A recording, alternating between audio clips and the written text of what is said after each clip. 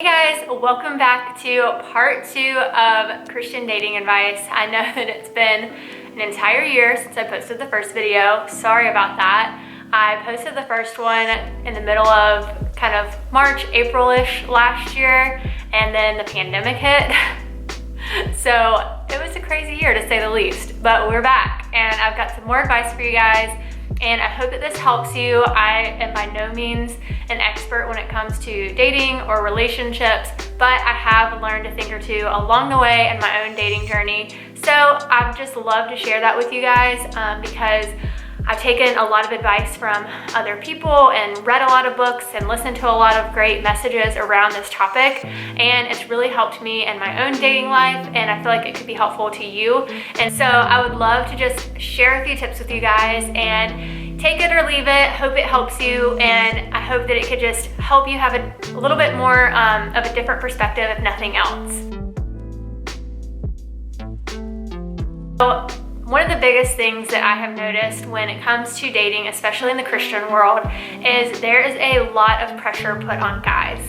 Guys feel so much pressure when it comes to dating, and they feel all this responsibility, and some of it is rightfully so. There's definitely a responsibility on guys, but there's equal responsibility on women as well. I think a lot of times as women, we can easily put the responsibility off on the guy, and maybe it's because of Disney movies, maybe it's because of these romantic fairy tales, or maybe it's for whatever reason we feel more passive in the whole dating thing. But I would like to shift that and encourage you not to just put that all off on the guy, not to put all this pressure on guys to be perfect or to meet these unattainable expectations, but to see it as an equal partnership, to see it as you both entering into a relationship or starting to be interested in each other, or a whatever season it is, what that looks like, no matter where you're at, whether you're already married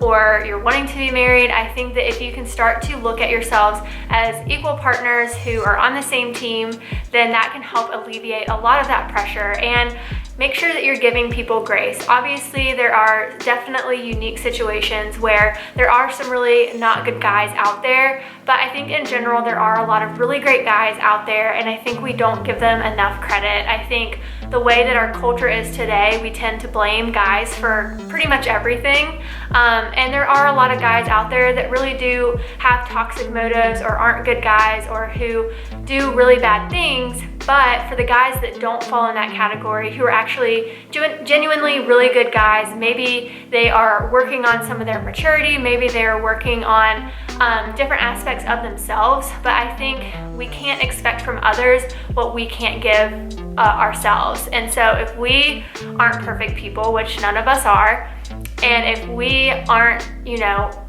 willing to give grace for the things that we need grace for ourselves, I think we need to kind of take a step back and reevaluate that a little bit.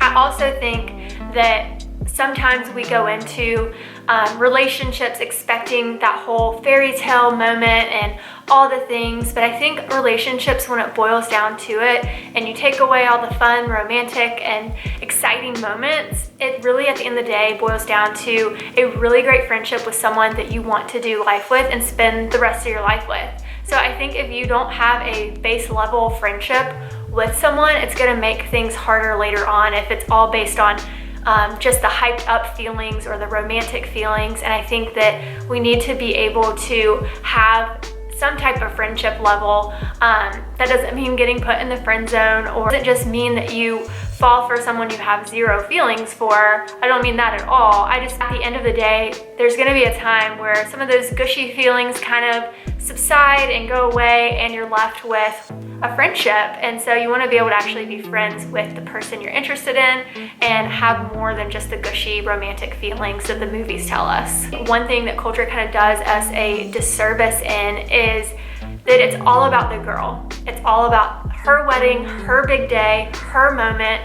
And I think when we take the focus off of the collective relationship and we put it solely on the girl, it does the guy a huge disservice, and it makes the relationship one-sided. It makes it all about the girl, how she's treated, how she feels, and it dismisses how the guy feels. And I think guys often get shut down for their emotions. And it's something that I've seen kind of my whole life, where it's like, oh, you're a guy, don't cry about that, or you toughen up, or, you know, rub some dirt in it kind of thing. And I know that that's also been very damaging to guys over the years, just conversations that I've had with guy friends and relatives, just knowing that guys are allowed to have emotions. They often feel them a whole lot deeper than girls do. They just may not show it right away. And so I think that if we can shift that focus to be on the couple and not just on the girl, I think that that will also help people in relationships to, like I was saying earlier, see it as that equal partnership.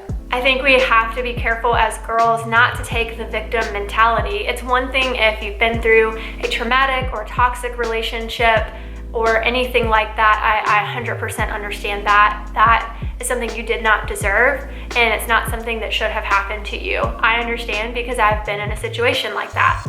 But I also understand the victim mentality outside of truly traumatic situations where it's just, oh, the guy did this or the guy did that, and we kind of shift the blame fully on the guys without taking any responsibility for ourselves outside of those traumatic situations or toxic situations. Those are in their own category, and that's a whole different thing. So just please hear me that I'm not talking about those scenarios. I'm talking more along the everyday normal scenarios that are not toxic. So I think when it comes to just everyday normal relationships, whether it's on a dating app or whether it's in real life, I think so often we can shift blame on the guy and take that kind of victim mentality that it's all his fault. He didn't do this, he's not doing that, or he didn't call me first, or, you know, the whole story. And I think we have to be able to take responsibility for ourselves and be able to meet people halfway. And we have to be able to not play games and not think of all these things that the world tells us, because I think so often we just listen to all this dating advice from the world.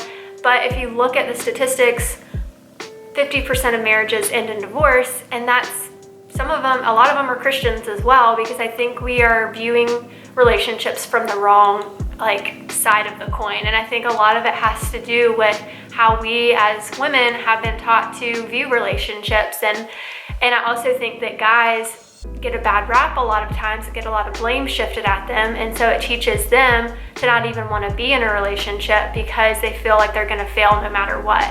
So I think in order for us to be able to have healthier relationships and even see more relationships in the church, we have to take equal responsibility in a relationship and also not shift the blame to one side or the other. I think we have to both be willing to come to the table with whatever it is that is bothering us, and communication is key. I think more than anything in relationships, we have to be service focused instead of self-focused. I think the world has taught us that we have to be self-focused. It's about me, me, me.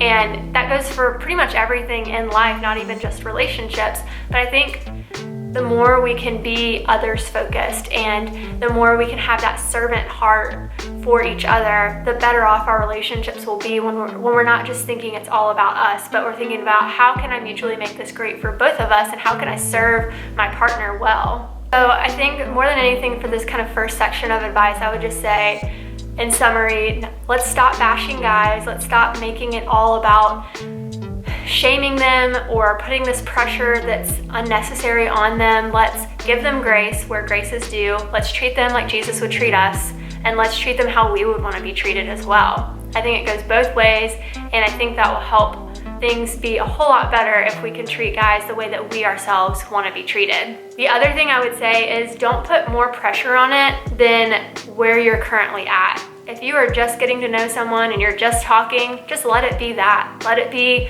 getting to know them. Let it be just going for coffee. Let it be just trying to figure out how you feel about them in that moment. You don't have to figure out if they're your husband or your wife on the very first date or very first conversation. I think the church puts a whole lot of pressure on that in Christian culture because it makes it seem like there shouldn't really be any dating happening. And newsflash, there wasn't dating in the Bible. And one thing that I really love is this book by Ben Stewart, and it's called Single Dating Engaged Married. And Ben talks about in this book, it's so good no matter what season you're in, it's incredible because it talks more about evaluating. That in the Bible, there wasn't dating, but there was evaluating. And I think we have to be able to evaluate whoever we're interested in. We have to kind of evaluate them to see, is this someone I like? Is this someone I'm attracted to? Is this someone who I could, who has the right kind of heart for Jesus and all those different things. But evaluating is what's in the Bible. And so I think that that's something important because you're not going to know on a first date if someone's the one. You might, but more than likely you won't. So I would just encourage you to view dating as this like evaluation stage. And in the Bible, there also wasn't relationship titles. There wasn't boyfriend, girlfriend. There was just man and woman or man and wife. Like there was man and woman or husband and wife. There wasn't this like in between period. There was just like this evaluation period from where they went from evaluating to, okay, we're getting married kind of. And so I would just encourage you to make sure you're respecting each other, make sure you're honoring each other's time, make sure you're not just stringing someone along or leading them down a pathway if it's not something that you are interested in pursuing. And I think have the honor and the guts to tell them if they're not somebody you see a future with if you get to that point. I think so often culture has taught us to cop out. They've taught us it's okay to ghost. They've taught us it's okay to just dip out if you're not into it and not give any kind of explanation. And I've seen personally that hurt friends of mine who started talking to someone, they seemed really, really into them, and then all of a sudden they went on a date and the next day the person ghosted completely, even after they kindly asked like, hey, if you're not into me, just let me know, but ghosting is not cool, and the person just never said anything. So I would just say, no matter if you're a guy or a girl watching this video, ghosting is not kind, it's not cool, it's not godly. And I think you owe someone at least a response to say, hey, I'm just not interested in this. And there's nothing wrong with that. People would much rather you shoot it straight than to confuse them or lead them on a rabbit trail or anything like that. So I think it boils down to mutual respect, mutual honor, and you don't have to know right away if that person is your person. Go on a few dates, see if there's any kind of chemistry, see if there's any kind of mutual interest, see where you stand on things. Something else that I would encourage you with is whenever the time is right in your dating journey, make sure that you guys align on what I call the big rock things. There are a lot of things that it's okay if you don't align on. If they like cheese pizza and you like pepperoni pizza, no big deal, just order 2 pizzas. But there are some really big things, and I think we've seen this over the past year, that are really important to make sure that you are aligned on as closely as possible. It doesn't have to be exact. You can decide kind of how much something is important to you, but I think as far as your values go, it's really important to be aligned and to be paired up well when it comes to that. I think it matters to be paired up well politically, paired up well in your faith, paired up well in where you see the future, whether you both want kids or don't want kids. And I think it's important to know where you stand on some of the big issues going on in our world and to make sure that you guys are aligned on that, because I know that you can definitely get married to someone and not be aligned on those things, but it's gonna make it a lot harder whenever stuff like this comes up and you realize you both are polar opposite on the spectrum of what you believe about stuff. I think it's important to kind of know, how do you both approach finances? How do you both approach social justice issues? How do you both approach politics and religion? Because those are the things at the end of the day that can be things that draw you apart if you don't have the same stance on them. And it doesn't mean you believe the exact same thing, but I think it means you believe pretty similarly, pretty closely to it, because you want to be able to be a team and be a unit together as you stand for stuff. And if you both stand for different things, then I think that that can lead to really rocky foundation. So that's just my tip, that's just my advice. I've seen it go both ways, and I've seen couples who don't have similar views on stuff, and it leads to more fights. But I have other friends who they see very similarly, and that helps them be able to have good conversations. And I've seen friends who see different, and they're still able to have healthy conversations in their marriage and in their relationships. So you have to figure out what is important to you for those big rock items. And you have to figure out if that's something that could eventually lead you astray in your marriage with each other. If it's something that's gonna pull you apart, or if it's something that's gonna pull you away from each other in your relationship, then I would say make sure that you're aligned on it. One other thing I would say is make sure you have clear communication. Communicate along the way, ask each other where things are, what they're feeling, all that kind of stuff, and listen. Make sure you're actually listening to the other person and not just communicating without listening. I think it's so important to be able to communicate, but also to be able to listen and listen well. And I think it's important to communicate well through texting or through phone conversation. I have experienced it myself in dating apps where the conversation is just very one-sided. People talk back and forth, and it's just they give statements and they don't actually ask questions to get to know you. If you're on dating apps and you're wanting to date and get to know someone, or if you go through the effort of getting someone's phone number and you're wanting to get to know someone better, be intentional. Ask them questions back and forth. Actually try to get to know them. Don't just be passive and treat them like they're just one more person on your list today. Make sure that you're intentionally getting to know them and intentionally doing things that will help you evaluate that person. So just be honorable, try not to waste each other's time, and as you get to know someone, and try to ask intentional questions so that you're making the most of your time with someone and you're not just being a pen pal. Other thing I would say is for both sides, just be clear about your intentions, clear about what you think about that person, clear about kind of where you're at. It's okay to be honest and be like, I'm not really sure how I feel right now, but I want to keep getting to know you. Or it's okay to be like, hey, I'm interested in you and I would love to keep getting to know you. Or, you know, I'm not that interested in you. You're a great person, but I think that I'm looking for something else right now. And I think just being intentional along the way. And the other thing I would say is, guys, like, don't be afraid to ask girls out. I know it's a lot of pressure because you're worried about getting rejected and all that kind of stuff, but just have fun with it. Just make it lighthearted. Just see it. Go on at least just one date just to see, you know, is there any chemistry there, and get to know them. And girls, say yes if it's someone that you think you might possibly be interested in. I totally get not saying yes if it's someone that you're like absolutely not, like not interested at all. But a lot of times there's guys where you're just not sure if you're interested till you even just start talking or even like entertaining the thought. The biggest thing again is just respect, respect, respect, R-E-S-P-E-C-T. That, find out what it means to be. You know, that song is so good because we just have to have mutual respect for one another. I think it's always good if you can hang out with them in a group of friends, if you can hang out with them and kind of get to know them around other people and see how they treat other people, see how they treat the waitress or waiter at dinner, see how they talk to their parents if you happen to be around them, or their siblings or whoever. And I think that if someone has poor character, it's gonna show eventually. And so I think you have to just get to know them, take what they say at face value, and if they are showing red flags, then walk away from it and get others' opinions, and make sure that you have kind of some different mentors in your life that you can bounce stuff off of and get second opinions. And sometimes there's gonna be that occasional person who is just really sly and really good at hiding stuff, but eventually, no matter what, the fruit will show itself. So I hope that helps a little bit. I hope that this helps. A couple last books I will share with you before we end this video is this book called Love That Lasts. It's a really great book, a really great story just around marriage and kind of dating better and loving each other better and just viewing different things better and not having such a weird cliche view on stuff for dating, marriage, and sex.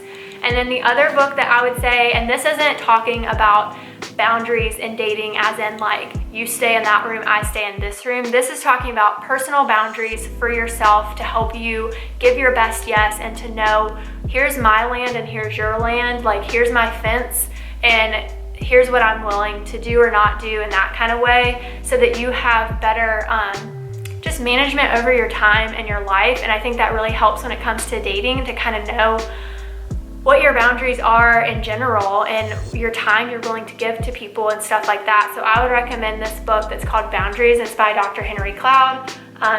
He also has one that is specifically for dating and for marriage, but this one is just the kind of overall general book that I would recommend, that I found really helpful in my own life with people pleasing and all that kind of stuff. So I hope that this helps. I know that's a lot of advice and a lot of information, so if you made it to the end of the video, thank you. If you like this kind of content, or if you have your own dating advice, I'd love to hear about it in the comments. If there's anything else you want to hear me talk about, I'd always love to get messages from you or hear about it in the comments. But thank you guys so much. If you haven't already, be sure to like and subscribe to my channel and like this video, give it a thumbs up, and I'd love to see you guys here next time. Thanks.